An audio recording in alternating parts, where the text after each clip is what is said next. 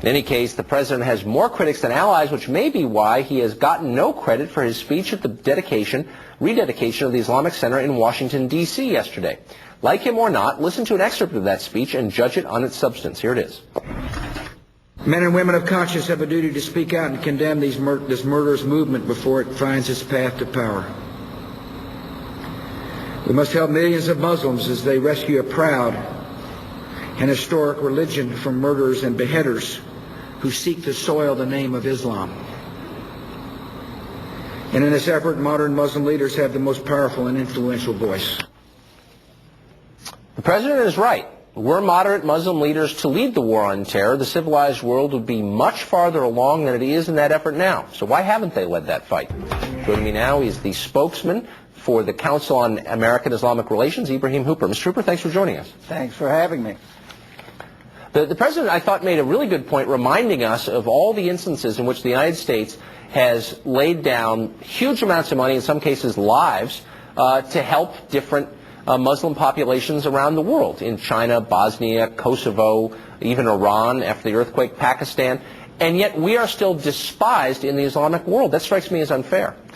Well, I think it's based on our major policy blunders, particularly a failure to help resolve the Israeli-Palestinian conflict and the completely unjustified invasion of Iraq. I mean, those are the main causes for hostility towards the United States right now, but a lot of it may just be a result of being the only superpower left in the world, and you're kind of the one that people are going to look to have some kind of balanced policy, and if it's not there, they're going to be upset.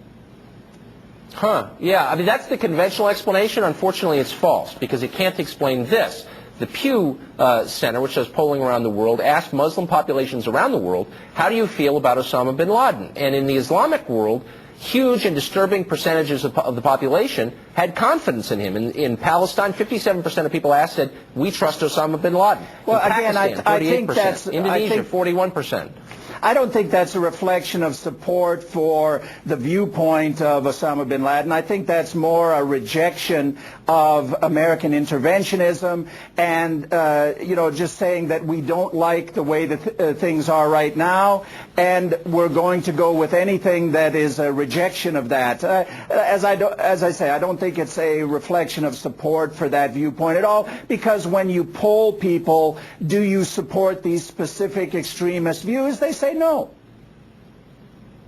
But wait, the question was, do you support Osama bin Laden? I mean, I think your answer is a little bit too glib, and it ignores the headline here, which is there is a problem in the Islamic world with support for violence. No, but what I'm saying is support for terror leaders like Osama bin Laden. If you break down what he actually believes and what the Al Qaeda philosophy is, the permission to kill other Muslims, permission to kill civilians, all of these kinds of things, when you ask Muslims about that, they say, no way, we don't abide by that. That's not part of Islam.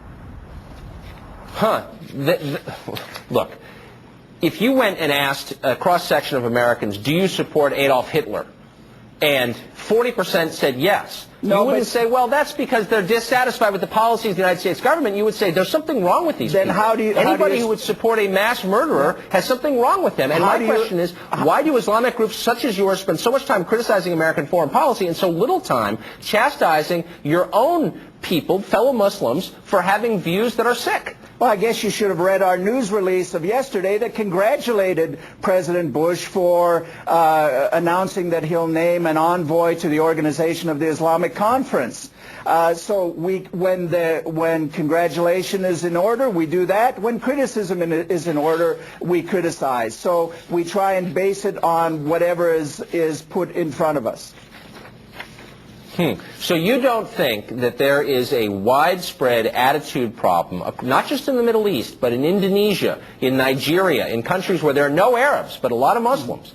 There is not an attitude problem, an acceptance of violence to achieve political ends that you don't see in other parts of the world. You don't recognize that? there's a widespread rejection of American foreign policy, but there is not a widespread acceptance of killing of civilians or other forms of religious extremism, which time after time polls show Muslims don't accept, whether it's in the United States or worldwide. And how do you explain polls that when there are polls taken of the general American public asking, is it okay that civilians are killed to achieve a military objective, a sizable portion says, yeah, that's okay. You're always going to get those Let me put it this way. results.